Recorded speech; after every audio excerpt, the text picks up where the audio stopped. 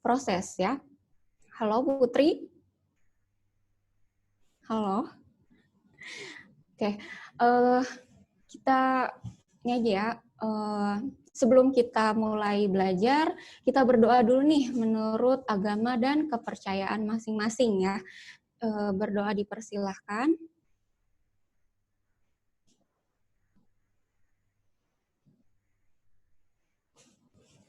Oke, berdoa selesai. Gimana nih Daksa dan Putri? Udah siap belum untuk belajar kimia hari ini? Halo Daksa, Putri? Insya Allah siap, Kak. Siap ya. Oke, karena kita masih pagi nih, harusnya masih semangat ya. Masih fokusnya masih banyak nih buat belajar kimia ya. Nah, oke, sebelumnya kakak mau perkenalan diri dulu nih. Kalian pasti baru pertama kali lihat kakak ya. Nah, perkenalkan nama kakak, Kak Aprilia. Kalian bisa panggil kakak, Kak April, atau Kalia. Nah, biasanya kakak ini ngajar di Nusantara, Depok 2, sama Pasar Minggu. Tapi karena sekarang kan lagi online ya, jadi didistribusin lagi dan kakak dapat ke kelas kalian gitu. Nah, sekarang kalian baru pertama kali ya belajar kimia? Baru hari ini aja belajar kimianya? Apa sebelumnya udah belajar kimia? Baru, Kak. Baru ya. Oke, sekarang coba kalian buka modulnya yang bagian persiapan 1 SIMAK UI Kimia. Udah dibuka?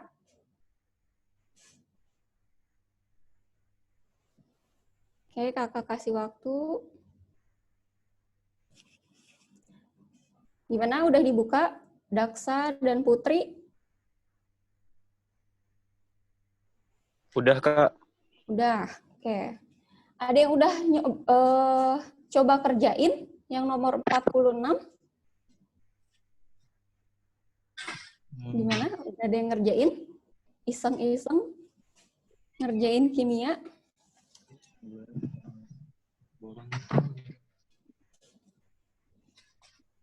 Oke.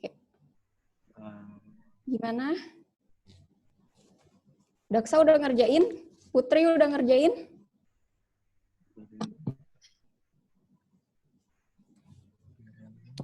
Oke. Mungkin nggak. Apa? Kenapa? Maaf. Suara kakak jelas nggak? Suara kakak jelas? Jelas ya. Oke, kita mulai aja ya bahas yang nomor 1 atau nomor 46 di buku kalian. Oke, di sini ada soal yang pertama, dari 5 buah senyawa berikut yang memiliki kepolaran terbesar adalah, nah di sini yang harus kalian garis bawahi adalah kepolaran. Nah, materi ini adalah mengenai atom, mengenai senyawa. Oke. Nah, berarti kan di sini karena yang ditanyain adalah kepolaran terbesar. Berarti kita cari dulu nih mana sih senyawa yang memiliki struktur yang polar ya. Nah, untuk menentukan kepolaran suatu senyawa,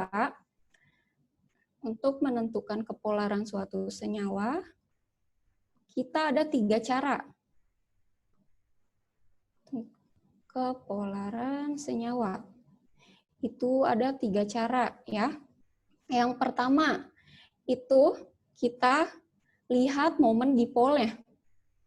Momen dipolnya.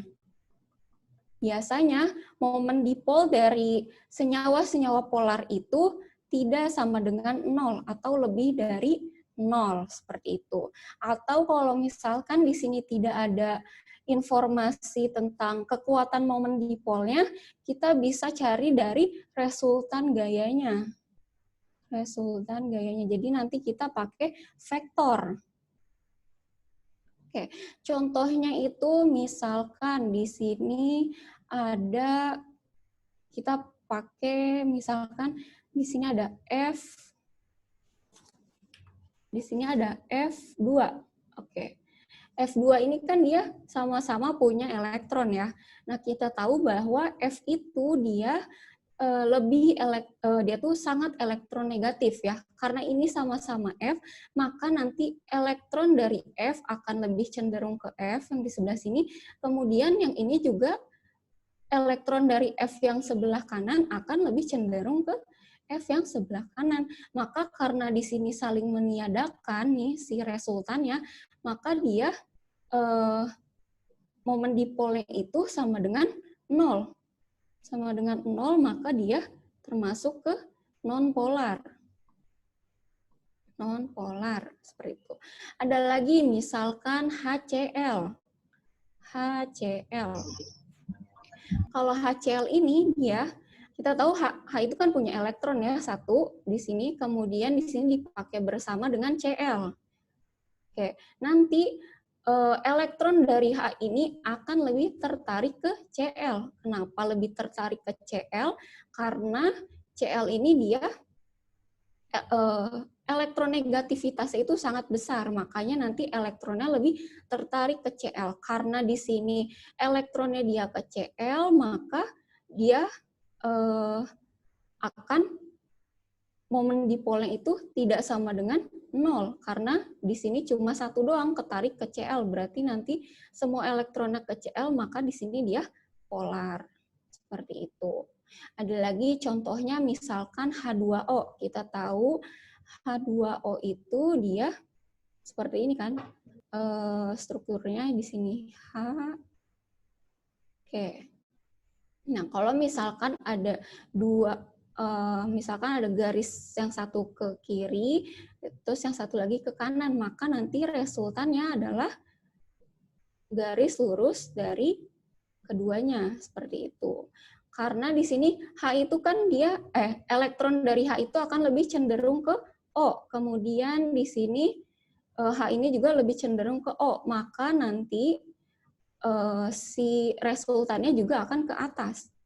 Karena ini semuanya ke atas, yang di atasnya nih, kan yang di bawah ke atas, kemudian yang di atasnya ini nggak ada apa-apa, berarti nanti semuanya akan ke atas, berarti nanti momen dipolnya itu tidak sama dengan 0, berarti dia polar, seperti itu. Ada lagi nih yang kedua, caranya itu dengan melihat dari strukturnya simetris atau asimetris. Biasanya kalau misalkan senyawa polar itu dia asimetris. Asimetris atau bisa kita bilang bentuknya tidak seimbang. Bentuk tidak seimbang. Oke, contohnya misalkan di sini kakak contohin lagi F2 ya. F2. Oke. F2 kan gini ya, struktur Lewisnya. Kemudian kita tahu bahwa F itu dia memiliki jari-jari atom yang sangat besar ya. Jari-jari atomnya besar, kemudian yang satu lagi juga besar. Oke. Yang satu lagi juga besar. Berarti kalau seperti ini dia dua-duanya itu besar, berarti dia simetris. Berarti dia di sini simetris. Kalau dia simetris berarti dia nonpolar. Sekarang kalau misalkan yang non-polar itu yang polar itu contohnya HCl lagi nih. Kakak kasih contohnya HCl. Kita tahu bahwa H itu dia memiliki jari-jari atom yang kecil. Kakak gambarkan jari-jari atom yang kecil. Kemudian di sini dia kalau Cl itu kan besar ya. Karena dia masih satu golongan sama sama F, berarti dia jari-jari atom yang besar. Nah, coba kalian lihat di sini, berarti kan dia bentuknya itu asimetris ya. Karena yang satu kecil, yang satu besar. Berarti kalau misalkan gini, kita sebut ini bentuknya asimetris. Kalau dia asimetris, berarti nanti dia polar, seperti itu. Yang terakhir itu ada dengan cara melihat atom pusatnya. Jadi kita fokus ke PEB. Memiliki PEB. PeB itu adalah pasangan elektron bebas. Pasangan elektron bebas. Di sini kakak tulis elektron itu emin ya. Nah, contohnya gimana sih pasangan elektron bebas itu? Tunggu ya. Nah, contohnya itu misalkan nih, kakak punya atom pusat itu N. N itu kan kita tahu dia ada di golongan 5A ya. Dia ada di golongan 5A. Berarti kalau di golongan 5A dia memiliki elektron valensi yaitu 5. Jadi untuk menentukan elektron valensi, kalian lihat saja nomor golongannya. Tapi ini hanya berlaku untuk yang golongan A, golongan utama saja. Seperti itu. Berarti kalau seperti ini, kita lihat, kita gambarkan nih. Kita gambarkan N itu dia memiliki 5 elektron valensi. Nah, yang dinamakan PeB itu adalah yang ini. Elektron yang berduaan. Nah, jadi kalau misalkan ini disebut PeB, kalau yang ini nanti yang sendiri-sendiri nih, nanti kita sebut PeI. Kita sebut dia PeI. Yang ini PeB. Yang ini kita sebut PeI. Kenapa? Kalau yang ini kan bebas karena nanti dia tidak berikatan ya. Dia bisa dipakai berikatan kalau ikatannya jenisnya kovalen koordinasi. Kalau misalkan yang ini dia, maaf ini PeI. Nah, kalau yang ini dinamakan PeI yaitu pasangan elektron ikat karena nanti dia berikatan dengan atom lain seperti itu. Oke, sampai sini ada yang mau ditanyakan dulu nggak? Tidak, Kak. Dah. Oke, kalau gitu kita coba jawab yang nomor 46. Oke. Jadi untuk menentukan kepolaran kan ada 3 cara nih, tapi biasanya yang paling pertama dilakukan ketika untuk menentukan kepolaran senyawa itu kita pakai cara yang ketiga dulu. Kita lihat atom pusatnya memiliki PeB atau tidak, karena rata-rata senyawa-senyawa polar itu atom pusatnya memiliki PeB seperti itu. Nah, sekarang kita pakai cara yang ketiga ya. Nah, untuk cara yang ketiga ini ada 2 cara untuk menentukannya. Jadi bisa kita gambarkan struktur Lewisnya atau kita menghitung PeB dari atom pusatnya saja. Nah, kalau misalkan menghitung PeB atom pusat itu caranya seperti ini. PeB sama dengan jumlah elektron valensi dari atom pusat kita kurangi dengan jumlah PeI, pasangan elektron ikat, kemudian kita bagi 2. Kita bagi 2, seperti itu. Ini yang harus kalian ingat.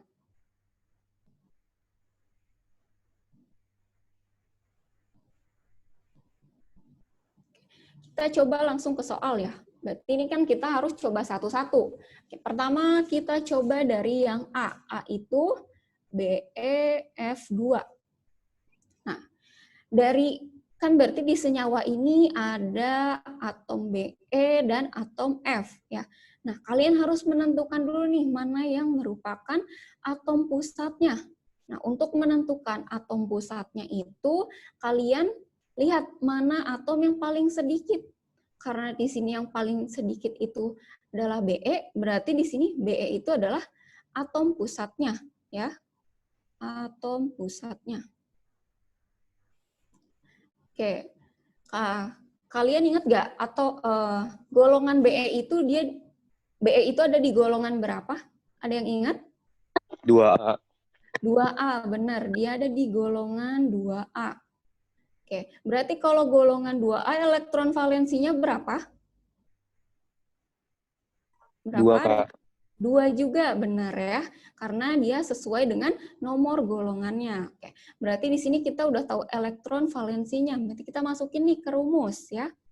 kita masukkan ke rumus PeB sama dengan jumlah elektron valensi atom pusatnya kita sudah tahu 2, kemudian dikurang dengan jumlah PeI. Jumlah PeI itu adalah jumlah atom yang terikat dengan Be, karena di sini yang terikat adalah F, dan F-nya ada 2, berarti jumlah PeI-nya adalah 2. Seperti itu.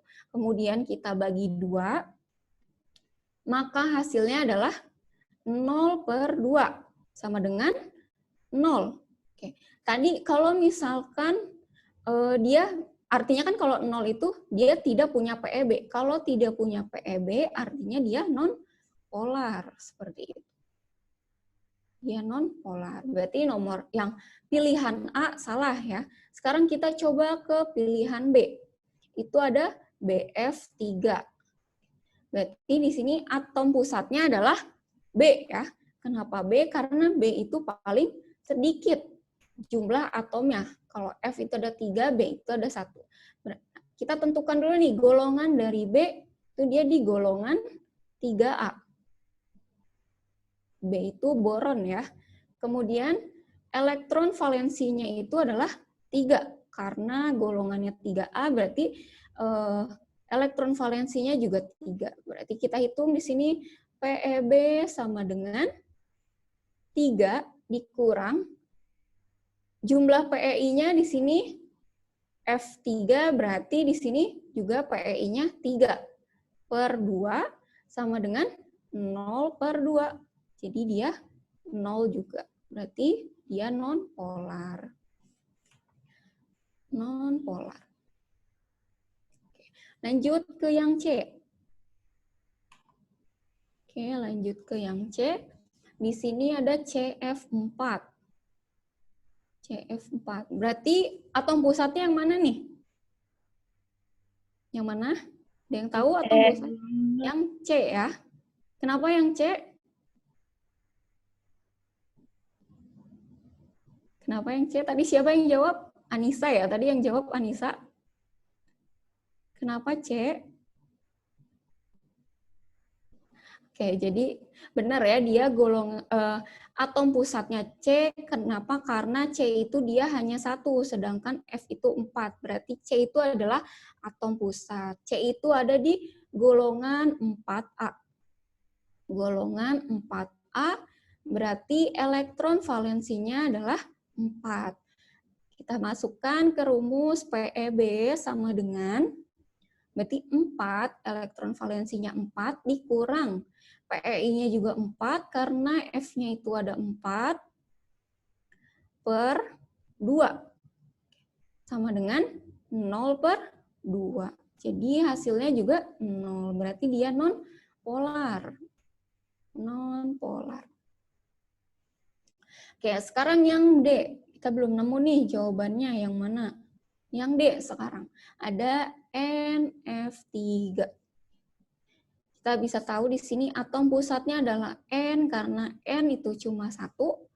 Kemudian dia N itu ada di golongan 5A. Ya. Kemudian elektron valensinya berarti 5 juga. Karena golongannya 5. Lalu kita masukkan ke rumus. Oke, kita masukkan ke rumus PeB sama dengan 5, elektron valensinya 5. Kemudian PeI-nya di sini ada 3 ya, F-nya ada 3. Berarti kita masukkan di sini 3/2. Berarti di sini 2/2 sama dengan 1. Berarti kalau 1 dia polar atau non-polar? Ada yang bisa jawab, dia polar atau non-polar? Polar. Polar ya, berarti di sini dia polar. Oke, jadi kita udah dapet nih jawabannya itu yang D. Oke, kalau yang E, kalau yang E itu dia udah pasti non-polar. Ada yang tahu nggak kenapa dia pasti non-polar? Jadi udah dijelasin pas kakak jelasin materi kenapa dia non-polar? Ada yang tahu kenapa dia non-polar? Karena saling meniadakan nggak? Jadinya Oke, saling benar. tarik-menarik. Benar ya. Kayak yang A. Kayak yang A ini. Kayak yang A ini ya. Nah, dia itu saling meniadakan. Sama-sama menarik elektronnya. Berarti nanti momen dipolnya sama dengan 0, berarti dia non-polar. Kalau misalkan mau dijelaskan pakai bentuk molekul juga dia bisa, yaitu karena sama-sama simetris bentuknya, maka dia non-polar. Seperti itu. Jadi jawabannya yang D. Sampai sini ada yang mau ditanyakan dulu untuk soal nomor 1? Gimana, ada yang mau ditanyakan?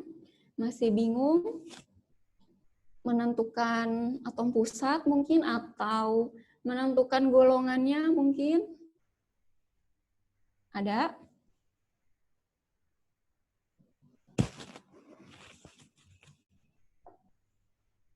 Sudah paham? Oke. Udah pada paham ya kayaknya? Ini masih gampang lah ya. Belum ke... Kak, aku mau nanya, Kak. Apa? Boleh. Nanya apa? Kalau mau nanya tentang konsep rumus aja sih. Tentang Yang apa? kan aku pernah nemu yang di internet itu ada kayak nentuin PEB-nya juga, tapi rumusnya yang setengah dikali elektron valensi ditambah monovalen dikurang kation tambah anion. Jadi di sini ngelihat dari kation anionnya juga. Itu bener nggak sih, Kak, rumusnya? Mungkin, jadi kan kalau kimia itu kan banyak ya sumber-sumbernya. Nah, mungkin yang di internet itu sumbernya dari yang lain. Jadi kakak juga nggak bisa menyalahkan begitu saja, karena bisa aja emang itu benar, tapi dia bacanya di sumber yang lain, seperti itu. Nah, kalau yang kakak baca itu dia seperti ini, rumus PEB-nya. Tapi mungkin sama aja, tapi kalau kata kakak sih lebih sederhana yang ini ya. Kalian tinggal lihat elektron valensinya, kemudian dikurangi PEI-nya per per 2, seperti itu. Sebenarnya kalau kata kakak sih sama aja, intinya seperti itu. Gitu. Gimana, Oke, Daksa? makasih, Kak. Oke. Jadi kalau di kimia itu dia emang banyak sumber ya, dia kan banyak tuh literatur. Nah, kadang emang suka ada yang ini kok rumusnya beda ya, kok ini yang kayak gini-gini. Tapi sebenarnya tuh intinya mah sama aja, tapi biasanya mereka penurunannya yang suka berbeda, seperti itu. Jadi kalian jangan bingung. Oke, nomor 1 udah clear ya. Kakak lanjut ke nomor 47. Nomor 47, ini tentang atom. Ini soal ujian mandiri UGM. Kalau nomor 47 ini babnya tentang atom. Seperti itu. Soalnya itu pada isotop unsur Cu sekian dan rubidium sekian, jumlah proton dan neutron pada kedua unsur tersebut berturut-turut adalah, nah, jadi kan di sini kita udah tahu ada ini ya, ada notasi. Jadi kalau kakak nyebut si ini nih 6329 Cu dan 8537 RB ini kakak sebut dengan notasi atom. Jadi di sini ada notasi atom. Nah, kalau notasi atom itu Jadi notasi atom itu secara umum ditulisnya seperti ini, X, kemudian A, Z. A di sini dia adalah nomor massa. Nomor massa itu dia bisa kita cari dengan menjumlahkan jumlah proton ditambah dengan jumlah neutron. Oke. Nah, kemudian X itu di sini lambang unsurnya ya. Lambang unsur. Lalu di sini ada Z. Z itu dia adalah nomor atom. Nah, nomor atom ini dia menunjukkan jumlah proton dan juga jumlah elektron. Tapi kalau yang jumlah elektron ini dengan catatan dia dalam keadaan netral. Keadaan netral. Jadi keadaan netral itu misalkan kayak gini. Misalkan ada unsur Na, ini berarti netral ya. Nah, kemudian kalau misalkan di sini ada Na+, oh berarti ini dia tidak netral, dia ada positifnya. Kalau misalkan kayak gitu, berarti nanti jumlah elektronnya tidak sama dengan nomor atom, seperti itu. Nah, dari sini kita bisa langsung ya menentukan proton dan neutron dari Cu dan Rb. Kita cari yang Cu dulu.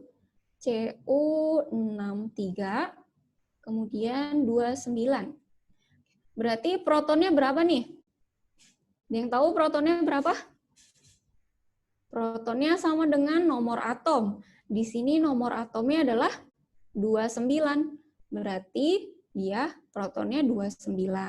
Kemudian kita cari elektronnya. Elektronnya, karena di sini dia Cu-nya netral, berarti dia elektronnya sama dengan nomor atom, berarti sama 29, seperti itu. Kemudian kita cari neutronnya.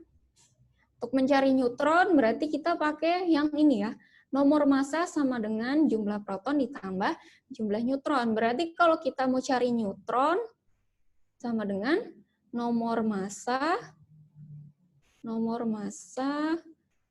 kita kurangi dengan proton. Berarti di sini neutronnya adalah 63 dikurangi dengan 29. Hasilnya adalah 34. Seperti itu. Oke, sekarang coba kita lihat yang rubidium ya. Di sini rubidium itu 85, kemudian nomor atomnya adalah 37. Berarti protonnya di sini, ada yang tahu berapa protonnya? Yo, Daksa, Putri, Anissa. 37, Kak. 37, benar ya. Karena di sini nomor atomnya adalah 37, berarti protonnya 37. Kemudian elektronnya, karena dia masih atom netral, ya, unsur netral, berarti dia sama juga 37, benar. Kemudian untuk neutronnya berarti nomor massa kita kurangi dengan nomor atom. Berarti 85 dikurangi 37. Oke, hasilnya adalah 48. Berarti kita tahu di sini protonnya itu untuk Cu29, neutronnya 34, kemudian rubidium itu protonnya 37, kemudian dan neutron itu 48. Berarti jawabannya yang D ya. Yang D. Nah, biasanya soal-soal tentang atom ini nih, yang tentang notasi atom itu tuh sering keluar ya. Kalau dulu di SBM dia hampir setiap tahun keluar, tapi sayangnya sekarang di UTBK nggak ada kimia ya, adanya di ujian mandiri. Oke, sekarang untuk soal ini ada yang mau ditanyakan nggak? Tidak, Kak. Tidak. Oke, yang lain gimana? Udah paham? Paham, Kak. Paham, oke. Kita lanjut ya. Kita lanjut ke nomor 3. Oke, nomor 3 ini dia mengenai stoikiometri. Jadi ini soal mengenai stoikiometri. Bentar.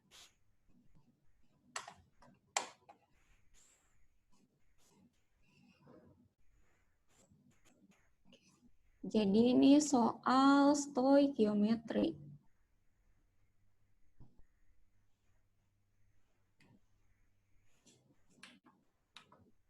Stoikiometri. Jadi soalnya itu gas etilen ditampung dalam tabung bervolume 5 liter pada suhu 37 derajat Celcius, tekanannya itu 25 atm. Kemudian yang ditanya jumlah molekul karbon dalam tabung tersebut adalah, di sini yang harus kalian pertama tahu adalah gas etilen. Gas etilen itu rumusnya adalah C2H4 ya. Ini pelajaran kelas 11 etilen. Nah, kemudian jadi pertama itu kalian harus paham dulu tentang terminal mol. Masih ingat tentang terminal mol? Terminal mol.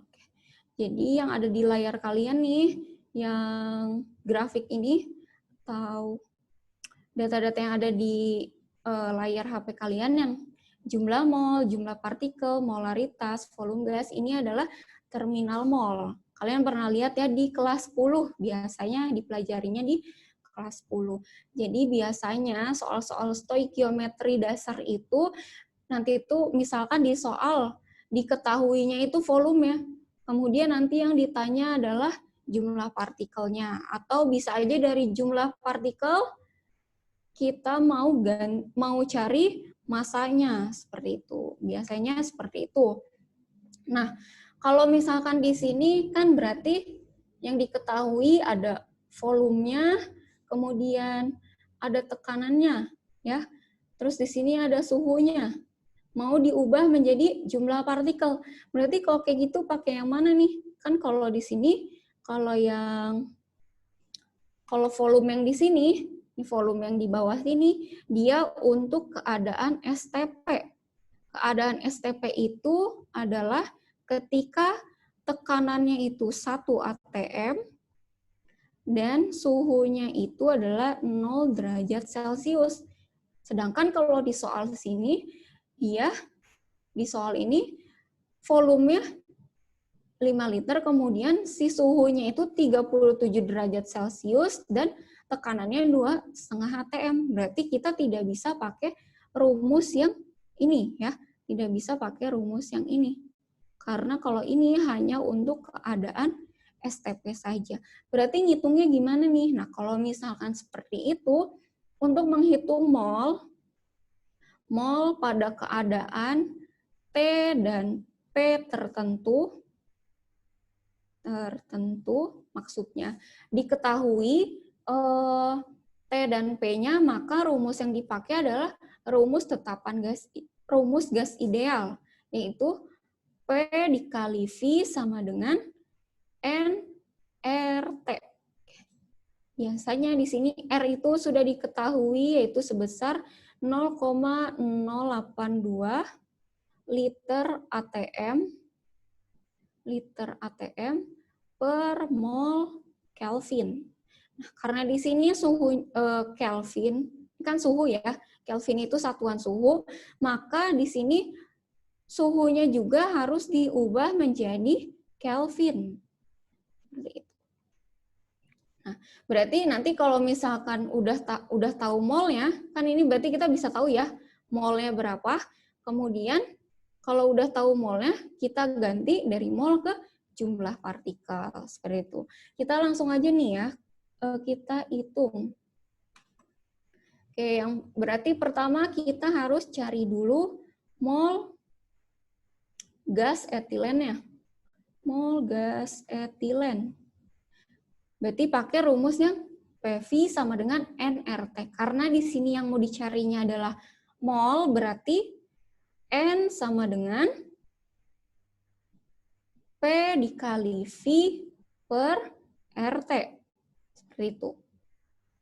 Kita masukkan nih, P-nya itu 2,5. 2,5 kita kalikan dengan volumenya adalah 5 liter per, tadi R-nya itu adalah 0,082 dikalikan dengan suhunya nih 37 derajat Celcius, berarti harus kita ubah dulu T-nya, berarti T-nya itu di sini aja, T dalam Kelvin sama dengan 37 ditambah 273 ya. Berarti hasilnya adalah 300 10 Kelvin. Seperti itu. Nah, kita masukkan 310 Kelvin. Oke, di sini angkanya cukup rumit ya. Nah, di sini udah kakak hitung, hasilnya itu adalah 0,49. Hasilnya itu adalah 0,49 mol.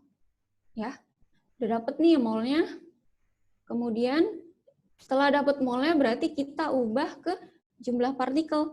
Tapi masalahnya di sini yang ditanya adalah jumlah molekul karbon, bukan jumlah molekul gas etilen. Berarti kalau kayak gitu harus kita ubah dulu nih mol gas etilen ke mol karbon. Caranya itu yang kedua kita cari mol karbon. Mol karbon.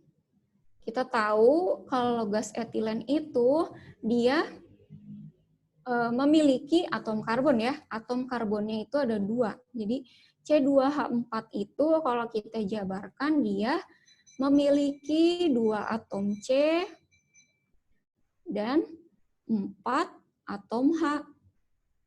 Maka untuk menghitung mol karbonnya kita tinggal kalikan 2. Berarti 2 dikali mol dari C2H4.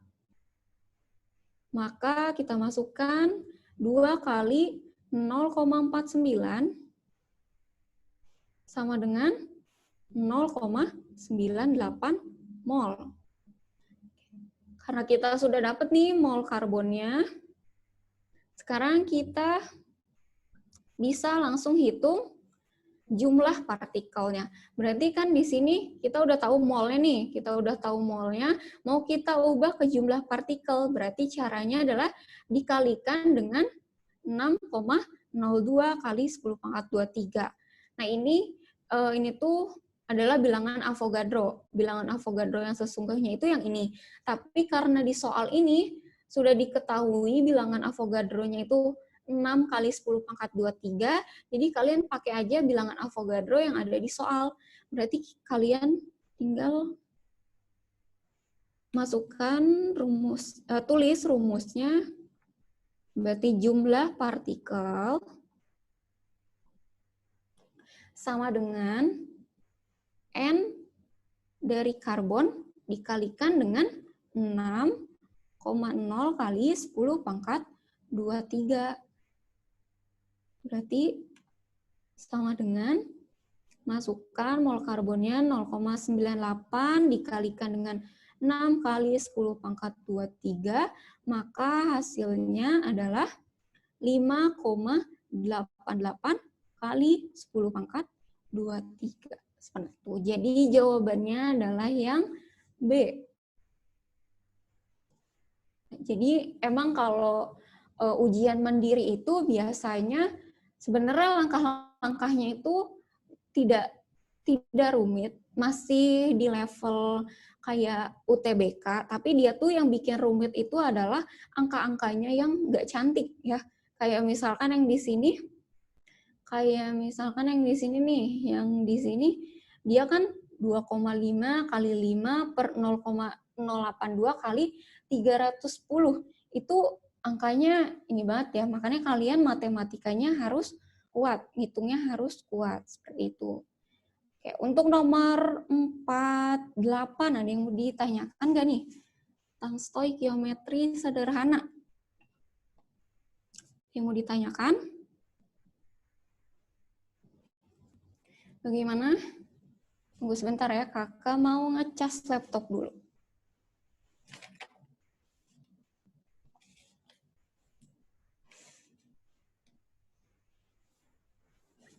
Gimana, ada yang mau ditanyakan nggak? Ya, ayo teman-teman. Udah cukup jelas? Diramaikan nih, kasihan kakaknya. Kakaknya di kelas udah sendirian gitu. Yuk, kalau mau bertanya boleh di-unmute atau tap speak. Atau udah cukup jelas? Yang nomor 48? Nanti kalau udah cukup jelas atau masih ada yang ditanyakan, langsung aja ya di-unmute ya, biar kelasnya hidup. Betul begitu Kak April? Oke. Betul. Jangan, nggak usah malu. Nggak usah Di sini malu-malu, santai aja. nggak usah sungkan. Yuk, diramaikan aja kelasnya biar tambah Gak apa-apa semangat. kalau misalkan nanyanya, ya, gak apa-apa kalau misalkan nanyanya cuma yang sepele, gak usah malu, gak apa-apa ditanyain aja daripada nanti kalian penasaran. Oke, kayaknya udah cukup jelas ya. Kakak lanjut aja ya. Kalau kayak gitu, kakak lanjut ke nomor 49. Oke, di sini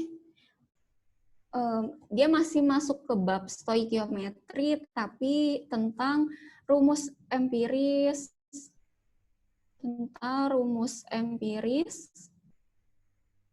dan rumus molekul. Nah, untuk mengerjakan soal nomor 49 ini, ada dua cara. Ada cara yang cepat, ada cara yang panjang, atau cara yang sebenarnya. Cara yang sebenarnya itu dia emang cukup panjang dibandingkan yang cara cepat. Udah pasti ya, cara cepatnya pasti cuma sedikit. Oke, kalian mau dijabarkan cara cepatnya aja, atau cara panjangnya, atau mau dua-duanya? Gimana? Apa dua-duanya aja kakak jelasin? Ya Kak, dua-duanya Kak. Oke, kakak jelasin dua-duanya ya. Kita baca dulu nih soalnya. Jadi hasil analisis senyawa berupa gas menunjukkan kandungan persen masanya untuk Si adalah 33, kemudian untuk fluor adalah 67.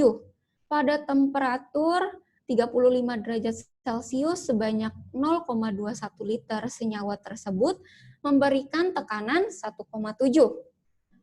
Kemudian jika massa 0,21 liter senyawa tersebut adalah 2,4, maka rumus molekulnya adalah, berarti di sini kakak bahas dulu cara cepatnya dulu lah ya. Cara cepatnya dulu deh. Cara cepatnya, kalau untuk cara cepatnya, di sini kalian langsung mencari yang namanya MR senyawa. Untuk mencari MR senyawa, kita memakai data yang ini nih. Data yang suhu 35 derajat Celcius, kemudian volumenya, ada tekanannya, dan di sini ada masanya. Kira-kira pakai rumus yang mana nih? Tadi udah kakak udah singgung nih di soal sebelumnya. Kira-kira pakai rumus yang mana? Ada yang tahu? Ada yang tahu? Oke, jadi rumus yang akan kita pakai adalah rumus yang tadi, yang gas ideal. PV sama dengan N kali R kali T. Seperti itu. Kenapa pakai yang ini? Karena di sini kita punya informasi suhunya sekian, kemudian tekanannya sekian. Berarti ini diukurnya pada tekanan dan suhu tertentu, ya. Kemudian di sini kan yang dicari MR, sedangkan di sini nggak ada MR. Nah, untuk mencari MR-nya itu kita jabarkan molnya. Molnya kita jabarkan menjadi gram per MR dikali R dikali T, seperti itu.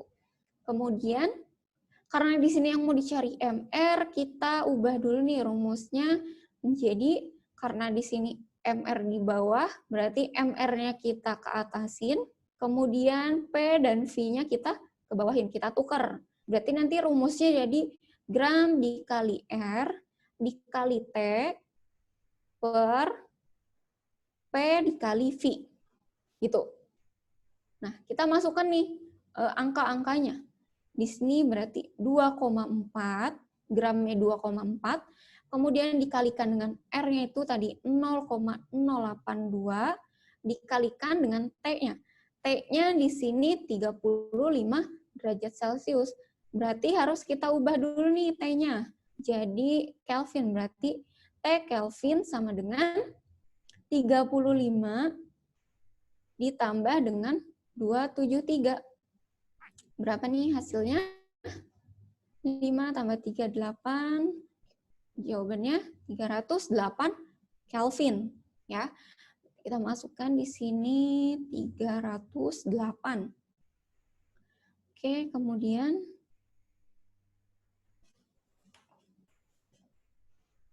kita bagi dengan P-nya di sini adalah 1,7 dikalikan dengan volumenya itu 0,21. Oke, angkanya cukup bikin pusing ya. Nah, ini udah kakak hitung. Hasilnya itu adalah 169,78. Ini MR-nya. Nah, karena di sini MR itu kan biasanya bulat ya, misalkan nggak ada koma-komanya kalau misalkan di soal. Nah, berarti ini kita bulatkan aja, dia jadi 170 gitu. Nah, sekarang kita udah dapat nih MR senyawanya. Kita untuk cari rumus molekulnya, kita coba-coba nih cari MR dari senyawa-senyawa yang ada di pilihan. Pertama kita cari MR dari SiF4 ya. Si itu kan di soal udah diketahui AR-nya adalah 28. Karena di sini Si-nya cuma 1 berarti 28 ditambah 4 kali 19. Karena F-nya ada 4 berarti AR-nya dikalikan dengan 4. Berarti 4 kali 19. Berarti di sini hasilnya 28 ditambah berapa nih? Tambah 76 ya. Tambah 76 hasilnya adalah 104.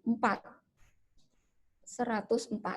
Berarti ini bukan rumus molekul yang dimaksud dari yang diminta oleh soal. Oke, sekarang lanjut SiF3. Ini kalau kata kakak nggak usah dihitung. Kalian lihat aja, SiF4 aja dia belum menuju 170, masih jauh ya. Berarti SiF3 juga dia pasti masih jauh. Sekarang kalian lanjut ke yang pilihan C. Yang C itu ada Si2F8. Si2F8 berarti 2 dikali 28 ditambah 8 dikali 19. Hasilnya 2 kali 28. 2 kali 28 itu 56. Ditambah 8 kali 19. Itu 157. Nanti hasilnya adalah, oh maaf, di sini bukan 157, tapi 152. Tunggu, ya 152. Nanti MR-nya itu 208. Seperti itu. Oke, sekarang kita coba yang Si2F6. Ini kalau yang Si2F6 harus kita coba karena kan dia di bawah 208, bisa aja dia masuk ke 170. Kita coba hitung 2 kali 28, langsung aja deh ya, 56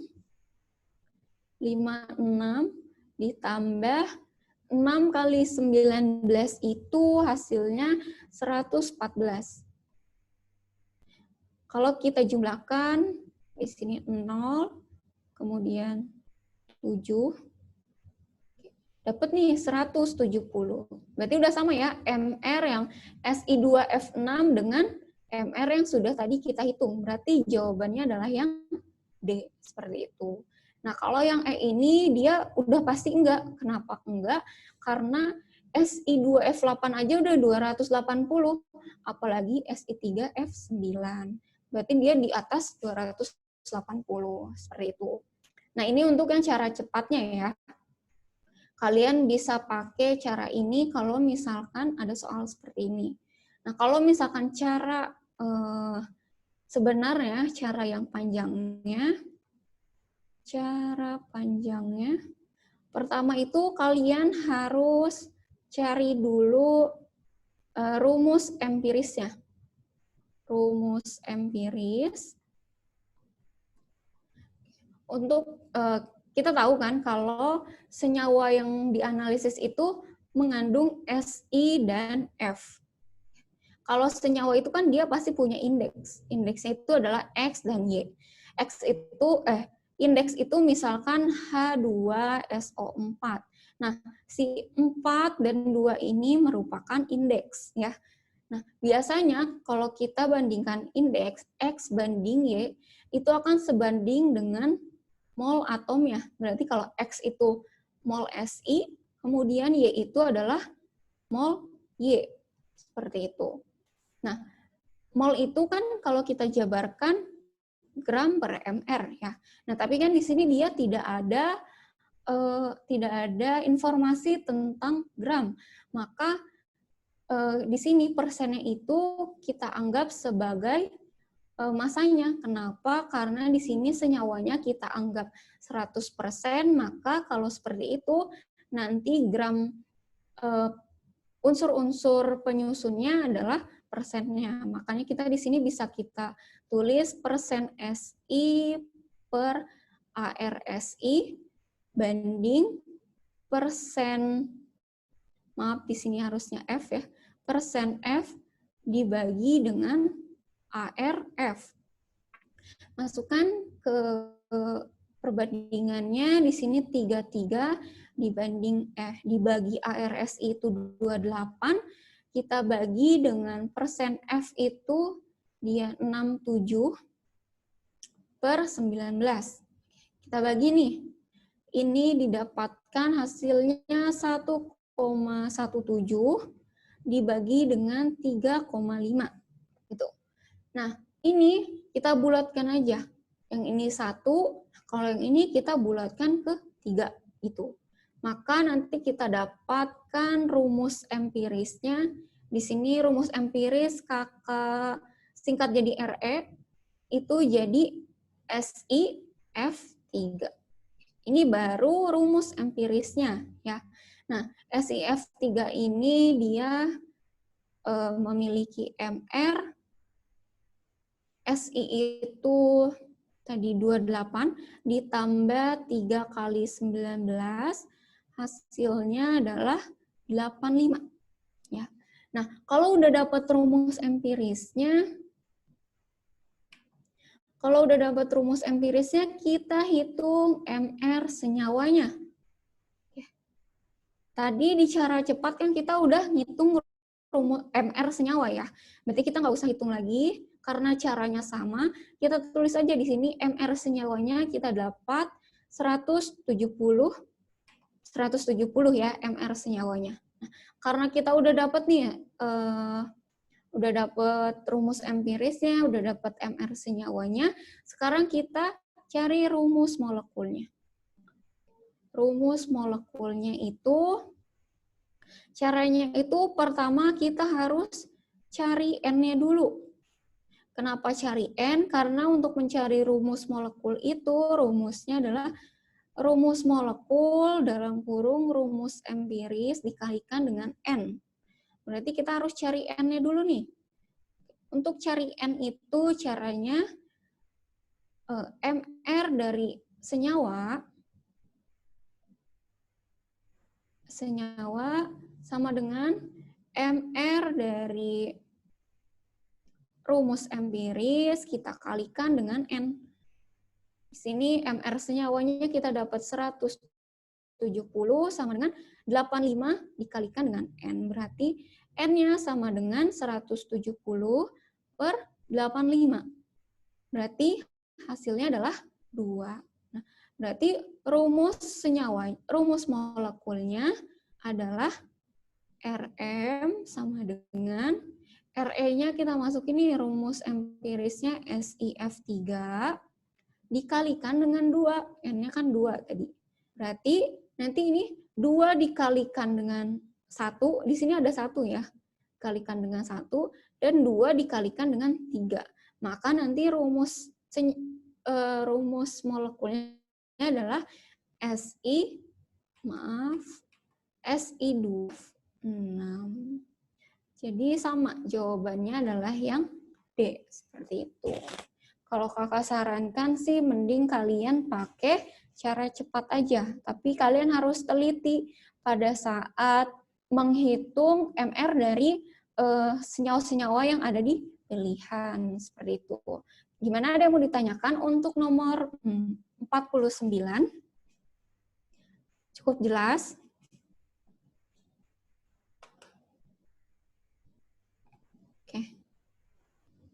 Gak ada yang mau ditanyain?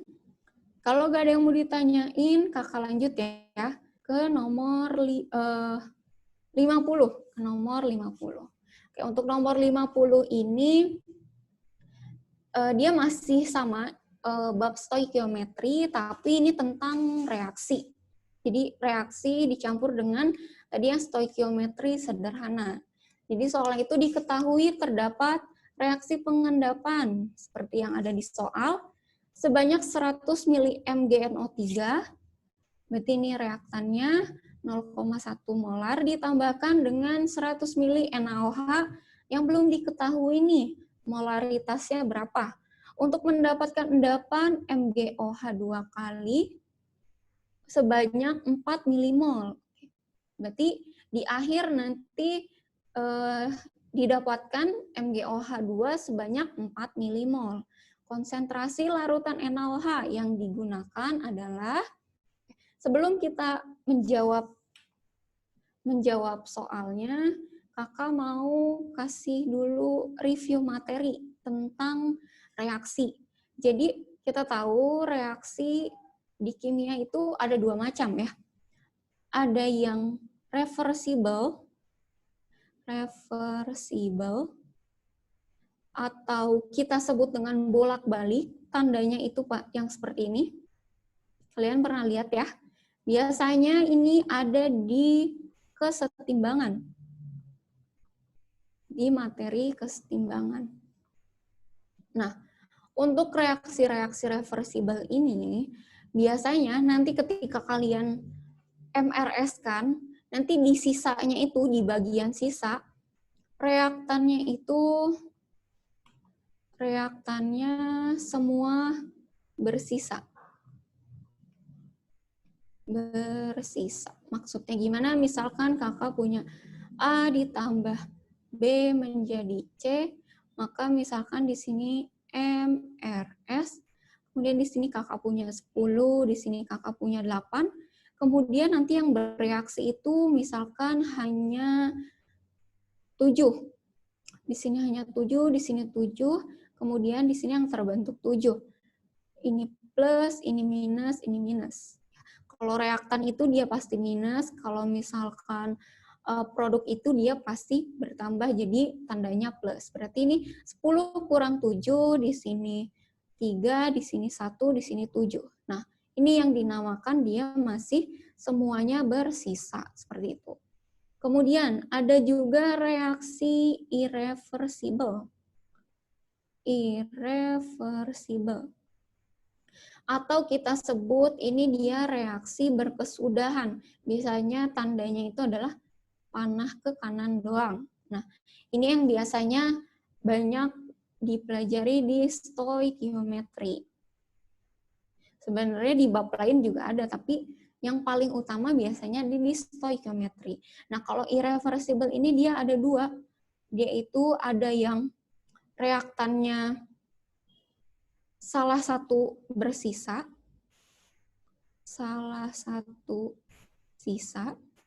ini reaktannya ya. Terus ada juga yang semuanya habis. Semua habis. Biasanya kalau yang salah satu sisa ini, kita nanti akan berkaitan dengan pereaksi pembatas. Pereaksi pembatas. Kalau misalkan yang ini nanti kalian bisa langsung menghitung mol-molnya pakai perbandingan koefisien. Ini untuk review materinya, sekarang kita langsung cari jawaban dari soal nomor 50. Di sini,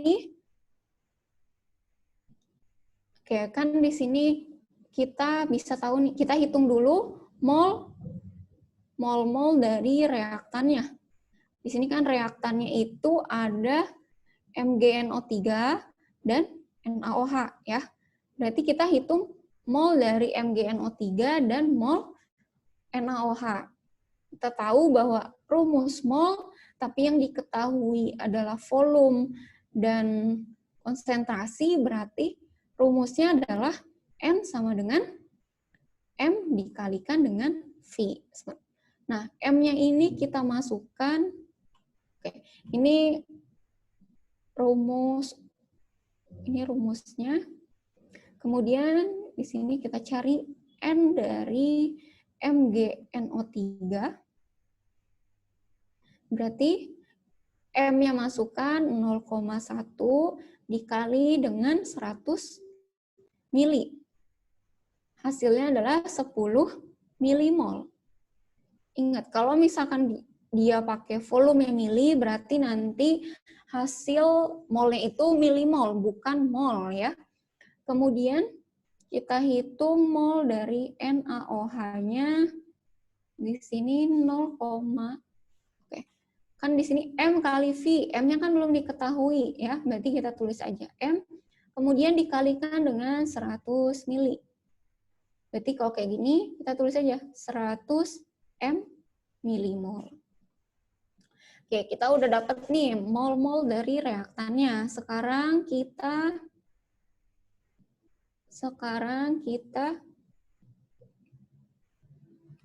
MRS-kan, atau di sini kakak mau cari molaritas NaOH. Caranya pertama kita bikin MRS-nya. Kita tulis lagi reaksinya MgNO3 2 ditambah NaOH menjadi MgOH 2 kali ditambah NaNO3. Kita tulis di sini MRS. Di sini kan mol reaktannya mula-mula ada yang MgNO3 itu 10 milimol, kemudian yang NaOH adalah 100 M. Oke. Kemudian di sini di soal diketahui didapatkan endapan sebanyak 4 milimol, berarti ini di sisa MgOH-nya 4 milimol. Di awal MgOH itu dia belum diketahui, ini juga belum terbentuk, maaf. Dia di awal belum terbentuk, ini juga belum terbentuk. Sekarang kita cari nih yang bereaksinya berapa.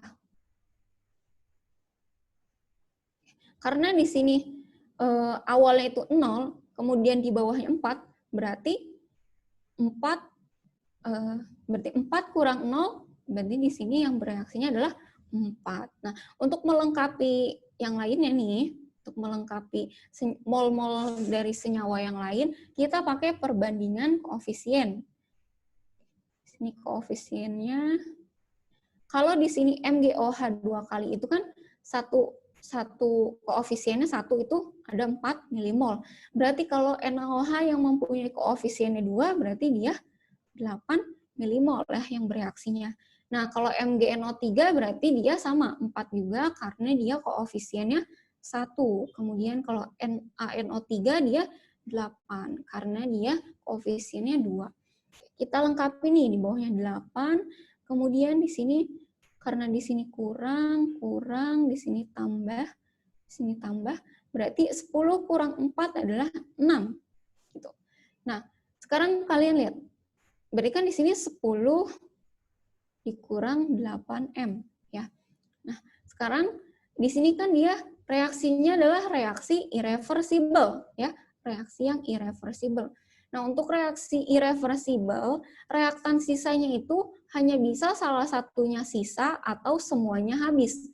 Tidak bisa semuanya bersisa, karena kalau semuanya bersisa itu adalah reaksi reversible. Berarti ini harus ada salah satu yang habis ya. Oke, di sini kan MgNO3 itu dia sudah pasti bersisa ya. Berarti kalau misalkan ada satu yang bersisa, berarti yang lainnya itu habis.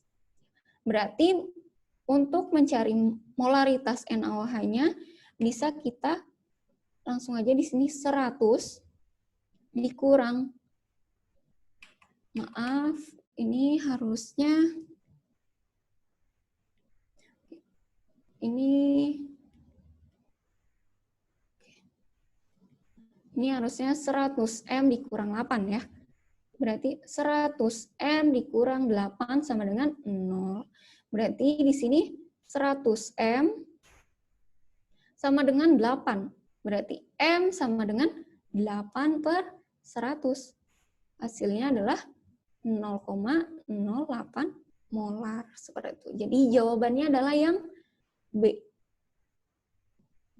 Jawabannya yang B. Oke, untuk soal nomor 50 ada yang mau ditanyakan nggak? Ada yang belum dipahami dari hitungannya atau dari konsepnya? Sudah cukup jelas?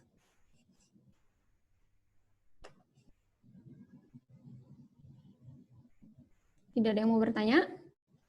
Oke, kalau nggak ada yang mau tanya, kakak lanjut ya ke soal 51. Oke, untuk soal 51 ini kita akan masuk ke bab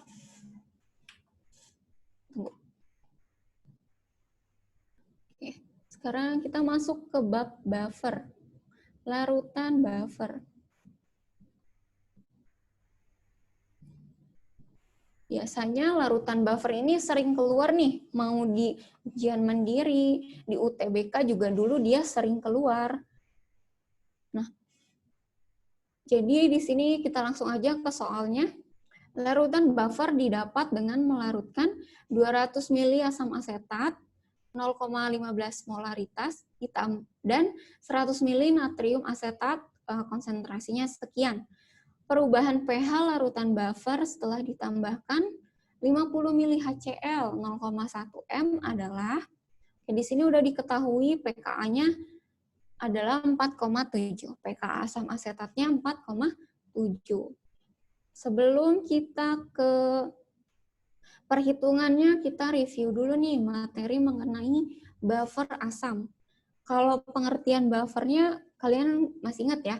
Jadi buffer itu adalah larutan yang dapat mempertahankan pH-nya walaupun ditambahkan sedikit asam atau sedikit basa ataupun dengan pengenceran atau ditambah air. Jadi nanti pH-nya akan tetap segitu.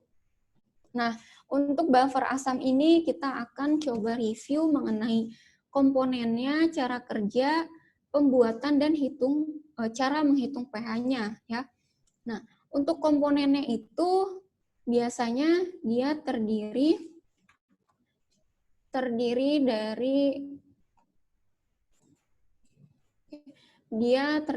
dari asam lemah dan basa konjugasinya. Jadi komponen ini sama seperti misalkan ya, yang cewek-cewek pasti tahu. Misalkan di skincare itu kan biasanya ada, misalkan skincare-nya untuk mencerahkan. Terus senyawa aktifnya adalah vitamin C atau niacinamide gitu. Nah kalau di buffer asam dia senyawa aktifnya itu adalah asam lemah dan basa konjugasinya, atau bisa dikatakan senyawa yang nanti akan bekerja untuk mempertahankan pH-nya adalah si asam lemah dan basa konjugasinya. Contohnya itu misalkan ada seperti yang di soal itu ada CH3COO- dan maaf, maksudnya asam lemahnya dulu kita. Asam lemahnya itu adalah CH3COOH dan basa konjugasinya adalah CH3COO- ya. Coba nanti kalian lihat lagi basa konjugasi itu yang seperti apa sih. Nah, Kemudian di sini ada cara kerjanya. Cara kerjanya itu nanti si buffer itu akan bekerja ketika dia ditambahkan asam atau ditambahkan basa. Ketika ditambahkan asam, nanti di asamnya ini kita simbolkan dengan H+. Asamnya ini dia akan bereaksi dengan CH3COO-, bereaksi dengan basa konjugasinya. Jadi nanti reaksi yang terbentuk adalah H+ ditambah CH3COO- menjadi CH3COOH. Seperti itu. Berarti kalau ditambahkan basa, di sini basanya misalkan kakak tulis OH-. Berarti basanya akan bereaksi dengan asam lemahnya, ya, karena basa pasti dia akan lebih senang dengan asam, ya. Nggak mungkin basa bereaksi dengan basa. Jadi reaksinya nanti CH3COOH ditambah dengan OH-, maka dia akan membentuk CH3COO- ditambah H+. Seperti itu. Nah, kemudian di sini ada cara pembuatannya. Untuk membuat buffer asam itu ada dua cara. Ada cara langsung dan cara tidak langsung. Nah, kalau untuk cara langsung itu kita langsung mencampurkan asam lemah dan garamnya. Garamnya ini tidak sembarang garam. Garamnya itu harus yang mengandung basa konjugasinya.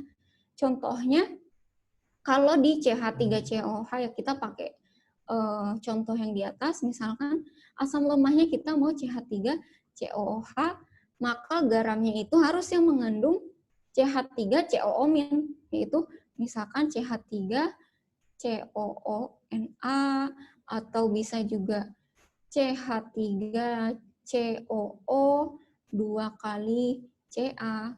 Yang penting masih ada CH3COO-nya, ya. Nggak boleh misalkan CH3COOH dicampurkan dengan NaCl. Nah, itu tidak akan menjadi buffer.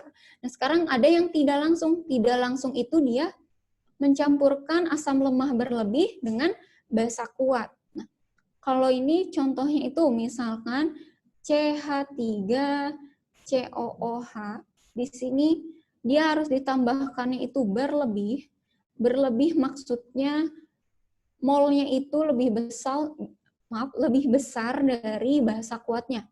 Di sini basa kuatnya misalkan kakak mau NaOH, seperti itu. Nah, nanti kalau misalkan yang langsung ini ketika asam lemah dan garam dicampurkan, dia otomatis akan membentuk buffer tanpa adanya reaksi. Nah, kalau misalkan yang tidak langsung ini, dia akan bereaksi dulu. Jadi CH3COOH-nya harus bereaksi dulu dengan NaOH menjadi CH3COONA plus H2O, baru nanti dia membentuk buffer seperti itu. Nah, ini terbentuk buffer. Jadi dia terbentuk buffer setelah reaksinya berlangsung. Nah, untuk menghitung pH-nya, di sini kalian pertama cari dulu H+-nya. Cari dulu H+-nya, kemudian rumusnya itu adalah Ka dikali mol asam lemah per mol garam dikalikan dengan valensi. Baru setelah sudah dihitung H+-nya, baru kita bisa hitung pH-nya. Caranya min log H+. Atau ada cara kalau misalkan nih, kayak yang di soal kita yang sekarang kan dia yang diketahui itu pKa ya, bukan Ka-nya. Berarti kalau misalkan gitu kita bisa langsung hitung pH-nya.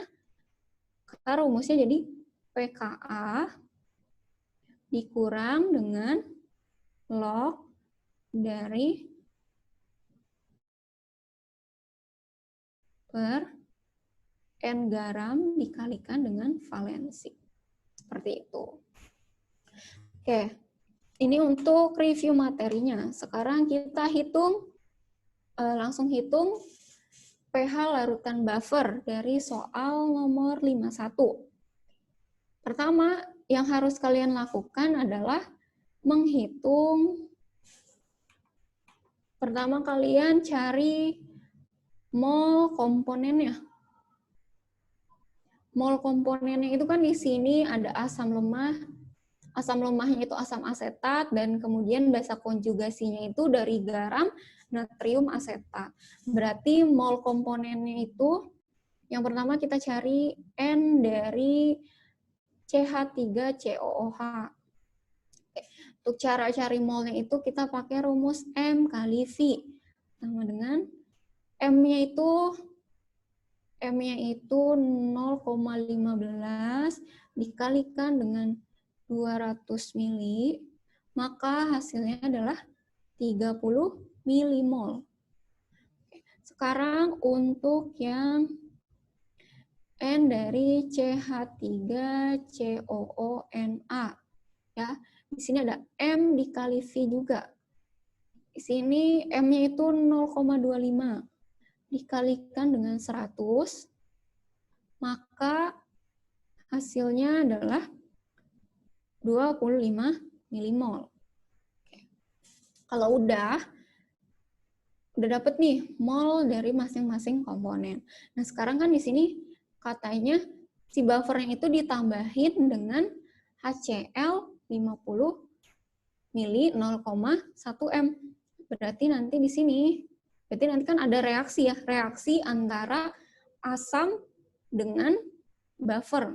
Berarti yang bereaksi itu, kalau kita lihat di review materi ini, nanti si asamnya akan bereaksi dengan dengan basa konjugasinya, yaitu CH3COO-. Berarti di sini kita langsung aja, ketika penambahan 50 mili HCl 0,1 M. Oke. Nanti reaksinya yang terjadi, kita hitung dulu nih mol dari HCl-nya.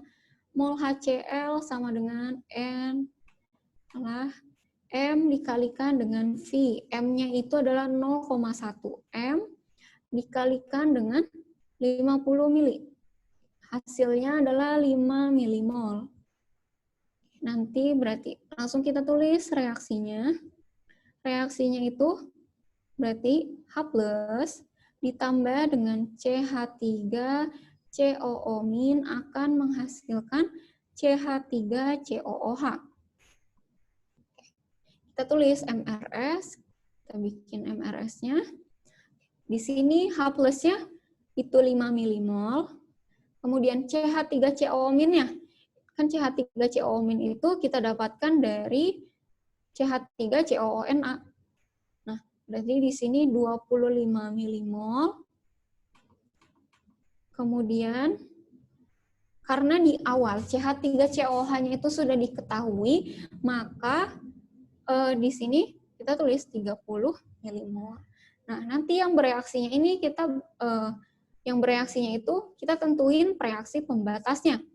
Di sini yang jadi reaksi pembatasnya adalah H+, karena H+ itu memiliki mol yang paling sedikit, ya. Jadi untuk menentukan reaksi pembatas itu, kita bagi mol mula-mula, kita bagi dengan koefisien yang berarti 5/1, 5. Kemudian CH3COO- juga kita bagi mol bagi koefisien 25/1, itu 25. Berarti reaksi pembatasnya adalah yang H+. Berarti nanti di sini 5, terus di sini juga 5. Ya, kenapa 5? Karena kita pakai perbandingan koefisien. Karena di sini koefisiennya semua 1, berarti yang bereaksi juga 5, ya. Karena kalau reaktan ingat minus, di sini plus. Di sini habis, di sini 20, kemudian di sini 35, ya. Kita udah dapat nih mol dari basa konjugasinya atau garamnya dan CH3COOH-nya, asam lemahnya. Nah, kalau gini udah kita tinggal langsung hitung pH buffer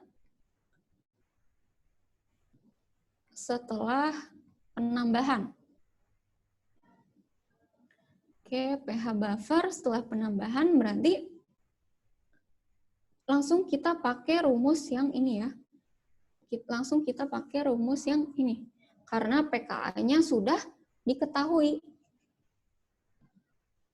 Daripada kalian hitung H plus-nya, nanti kalian harus ubah dulu pKa-nya ke Ka, jadi mending kita langsung aja.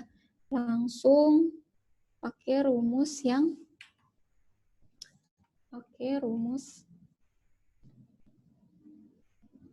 pH sama dengan pKa min log,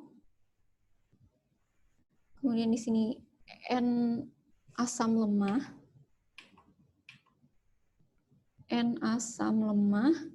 dibagi dengan N dari garam ya.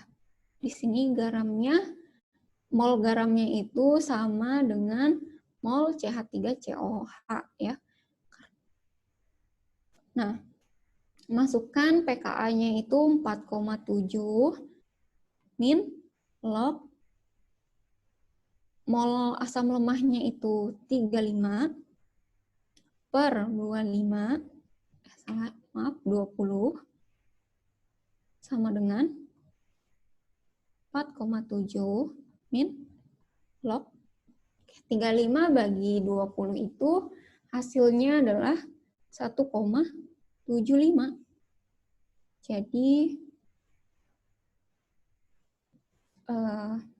jawabannya adalah yang C ya. Yang C. 4,7 min log 1,75. Untuk nomor 51 ada yang mau ditanyakan tentang soalnya atau tentang konsep larutan buffernya atau buffer asam? Nah, untuk buffer, kan ini yang tadi kakak bahas itu kan tentang buffer asam ya. Nah, kalau yang buffer basa ya berarti kebalikannya ya. Berarti komponennya itu dia basa lemah dan asam konjugasi. Berarti nanti ketika cara kerjanya, ketika ditambahkan asam, berarti asamnya akan bereaksi dengan basa lemahnya, basanya akan bereaksi dengan asam konjugasinya. Begitupun cara pembuatannya juga tinggal dibalik aja. Yang lemahnya jadi basa, terus yang konjugasinya jadi asam. Seperti itu. Gimana, ada yang mau ditanyakan?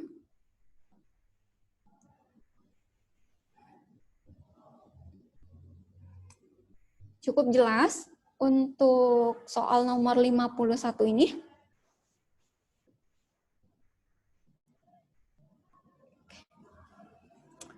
Oke. Gak ada yang mau nanya? Kalau gak ada yang mau nanya, kakak lanjut ke soal nomor 52.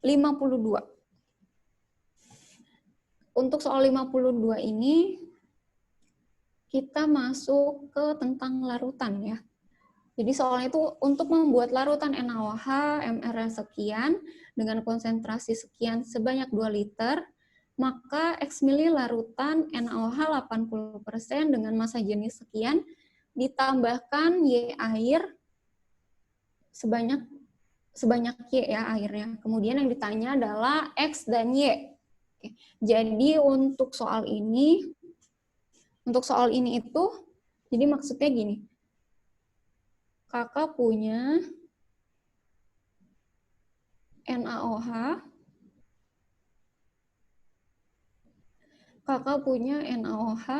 itu 8%, kemudian rho-nya itu massa jenisnya 1,25 gram per centimeter kubik.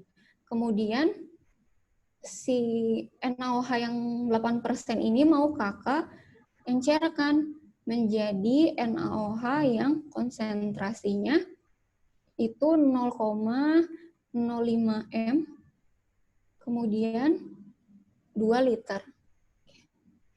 Ini kita pakai rumus pengenceran ya. Nah, jadi untuk menyelesaikan soal nomor 52 ini, pertama kalian harus cari dulu molaritas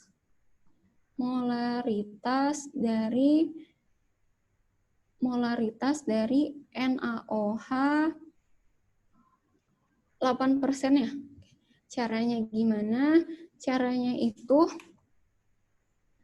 molaritas sama dengan rho dikalikan dengan persen dikalikan dengan 10 per mr ya. Kita masukkan di sini rho-nya itu adalah 1,25 dikali dengan 8 dikali dengan 10 per mr-nya adalah 40. Maka di sini didapatkanlah hasilnya 2,5 molar. Nah, kalau udah didapatkan molaritas NaOH-nya, kita masuk ke rumus pengenceran. Rumusnya adalah M1 kali V1 sama dengan M2 dikali V2. Yang satu ini, M1 V1 ini untuk yang ini, untuk larutan yang ini 1, yang ini yang 2. Ya. Kemudian di sini M1-nya adalah 2,5 dikali V1-nya itu belum diketahui. Kemudian M2-nya itu adalah 0,05 dikalikan dengan 2 liter. Kemudian berarti V1-nya sama dengan 0,05 dikali 2 liter per 2,5. Nanti hasilnya adalah 0,04 liter atau bisa kita tulis 40 mili. Nah, ini kita baru dapat nilai X-nya saja. Sekarang kita cari yang ketiga itu volume air. Untuk tahu volume airnya, kita pakai rumus volume larutan sama dengan volume air ditambahkan dengan volume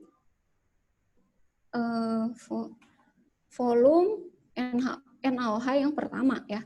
Berarti untuk cari volume airnya sama dengan volume larutan, kita kurangi dengan volume 1. Maka kita masukkan volume larutannya kan 2 liter, kita ubah jadi mili, berarti 2000 mili dikurang 40 mili. Hasilnya adalah 1960 mili. Berarti ini Y-nya. Jadi jawabannya adalah yang B. Seperti itu. Oke, untuk nomor 52 ada yang mau ditanyakan?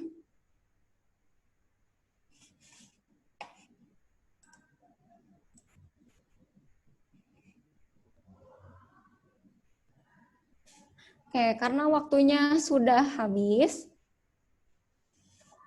Kakak cukupkan pembelajaran hari ini. Nanti kalau ada yang mau ditanyakan, bisa langsung minta klinik aja untuk klinik kimia. Kalau tidak ada yang mau ditanyakan lagi, kakak tutup. Kita berdoa dulu deh sebelum kakak tutup pembelajaran hari ini. Berdoa dipersilahkan.